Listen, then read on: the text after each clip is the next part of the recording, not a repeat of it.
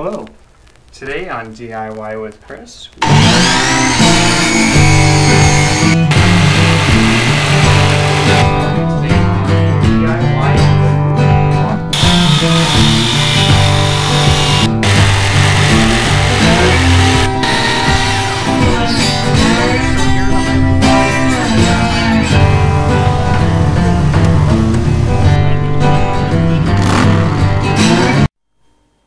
Hello everyone. Today we're doing some tool reviews, and the one we're focused on right now is going to be our Skil router and router table.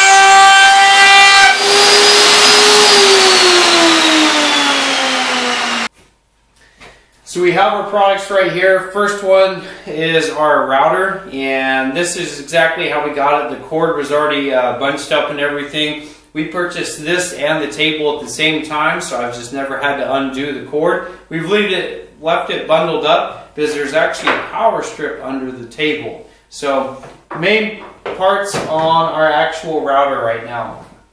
As we're looking at this base plate actually belongs to the table. It is not part of the router itself. We did have to remove a protective guide that is on the base plate in order to install this piece, but it did come with all the appropriate pieces and everything. We didn't have to buy anything else, and it doesn't compromise the way it works at all. So we did attach this other piece already, and this is what's going to allow us to attach it to the table. Usually there is also a viewing window right here, a plastic window that stays in place, and that's really great when you're actually using this by itself, not with the table, so that you can see exactly what cuts you're making on your piece. So this viewing window lets you actually see the cuts as they're happening in there. We removed the windows so that we could easily get our tool in here to loosen up the chuck and get our bits in and out as it's attached to the table. Do have the standard grips on either side. Next thing you'll see right here, this is how we actually turn it on and off. It's this little slide right here, and we usually just leave it in the on position. It's plugged in, but we will unplug our router table or move the router table to the off position. There's a switch that we'll show you here in a bit. On this other side, we do have a depth adjustment here that helps you just fine tune it as needed. And that's pretty much it for the actual router itself. So we'll put that off to the side for now. We do have the table, so this is an attachment that came with it. We have these pieces right here that can move in and out freely as needed and can be adjusted. Our next thing is, this is all part of the fence, so we have this other piece. We have this clear plastic, and this moves up and down as your wood starts to go through, and this just keeps your fingers away from that actual router bit to keep you from getting injured. So we can remove that if you need to. We have two sets of these guides right here. These are just your safety strips in case your wood gets kicked back. So that's there. How we actually adjust this is there are a couple of screws here in the back so we can loosen it up, and then this fence can actually move backwards and forwards. You can completely remove the fence if you need to.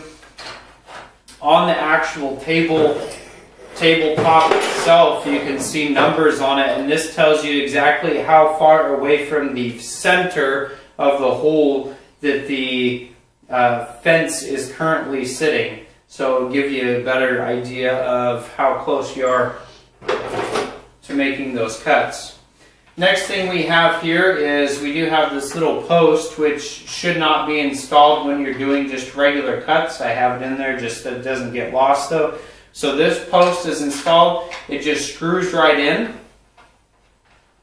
to the hole that's on top. And we would use that. So we use this post in conjunction with this other piece. This also just has a screw that goes right down into it and will hold it over this. And usually what I'm going to use this for is going to be smaller pieces or maybe like a rounded edge. And so I'm just trying to free float it through the blade. I don't need the rip fence because it'll get in the way. And so I can turn it in there and we just place it against this post so that it doesn't kick back as much. And then again, this also just keeps us from getting our fingers in there, keeps it away and gives you that guide. Next accessory that this comes with is as the router is sitting in there, the bit will be sticking up. So we stick this post at the bottom right on top of your router bit, and then it'll tell you how far up and out of the surface your router bit is sitting. So that's a really nice addition and accessory.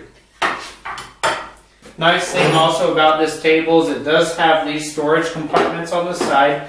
I know some of the newer versions actually come with a bag on one side and then this hard case on the other, but I have hard cases on both sides of mine.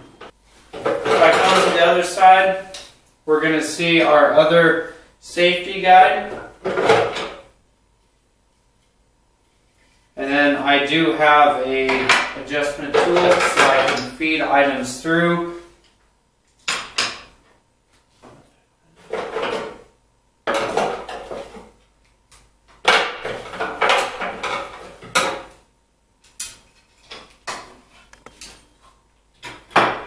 Move them off to the side.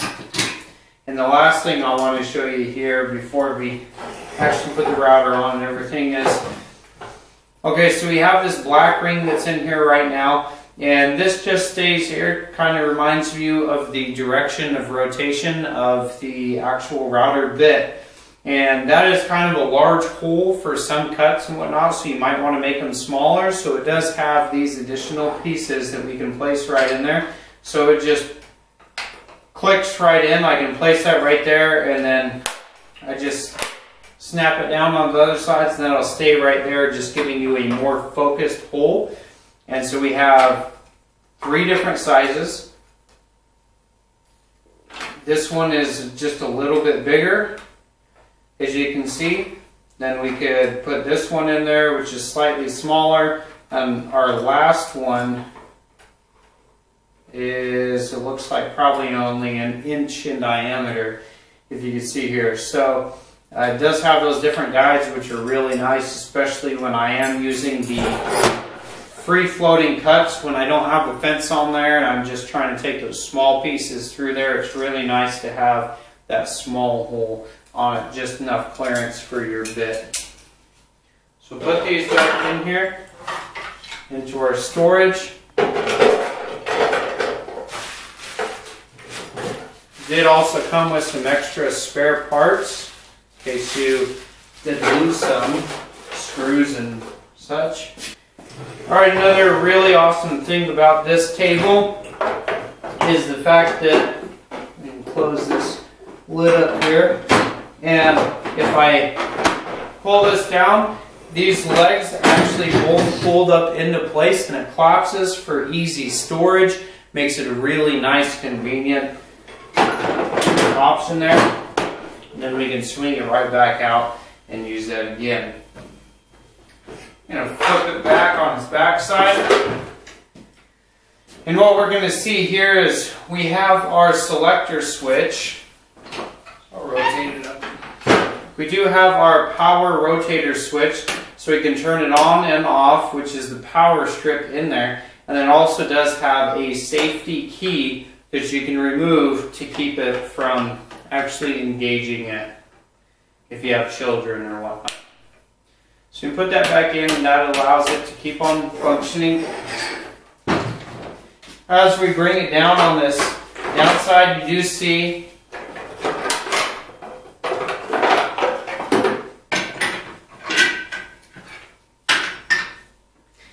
we bring it down, you see a lever right here, and this lever is what locks the router in when I place it in there.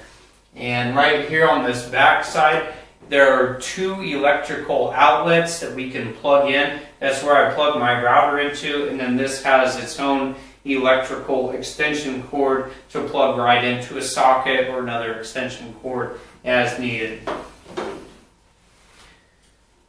So again, coming back to our router, you have this router and those pieces that I was talking about a little bit earlier. We have the viewing window, which is right here, and it just snaps right in. And so that would just give you protection, but allows you to see in as you're cutting it on if you're using this free away from the table. And then there is this little piece right here, and we had to remove this piece in order to attach the table base. So we did have to remove this to keep it, but that's what that piece is. It doesn't harm it or anything, having that off. Alright, so we have our piece here now, and you're going to have to install that in order to attach it to the table. And then what we do is these actually line up with some hooks over here on this other side. So we angle it in, slide it right into place, and then our last step is to just lock in our lever. So we just slide this lever in, and then we pull this black piece, which goes over a little screw, and that's going to lock it in so that I can't undo it, so that our router doesn't fall down. And then the last thing I'm going to do right here is just plug in my router. So we have the power going to it now, all locked in place. Flip it right back up top. Again, I'll show you this depth guide.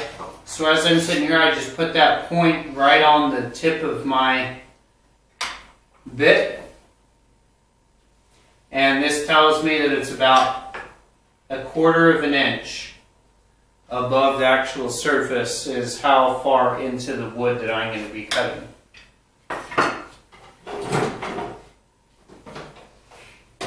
Let me plug this in real quick.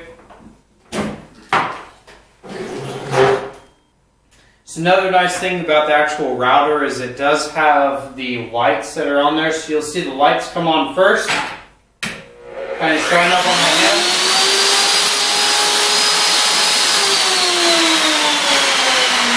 And then it turns on.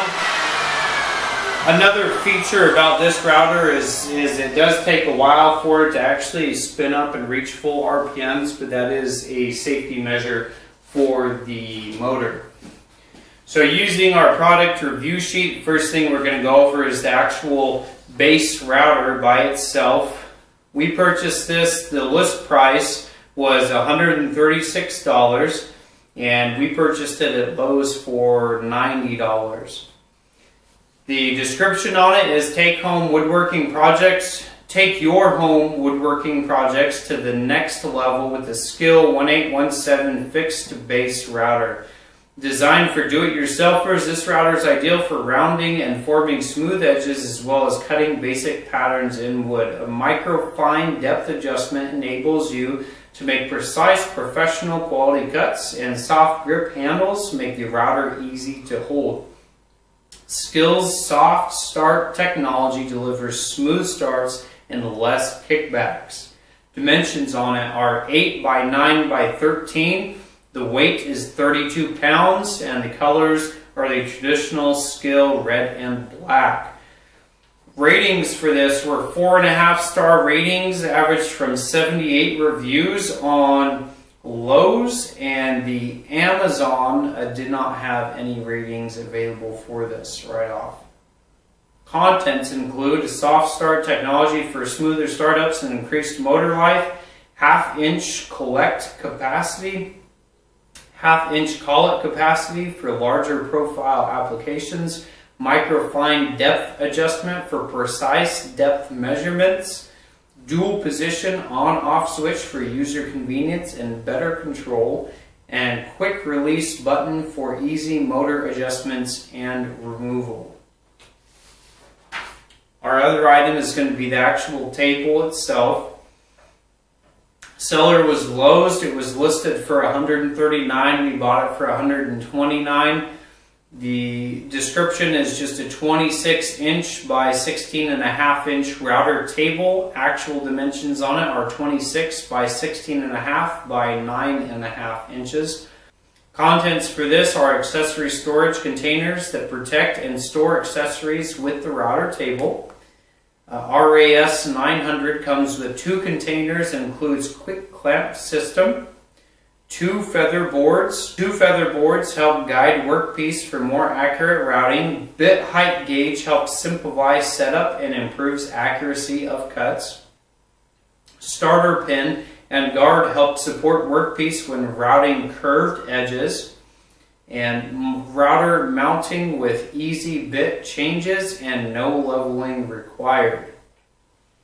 So these are just a few aspects of these particular items. You can see a video of us actually using this on wood right after this. If you have any questions, please let us know. Look at our other videos and other reviews and leave us some comments. Thank you. DIY with Chris, giving you the tools to do it yourself.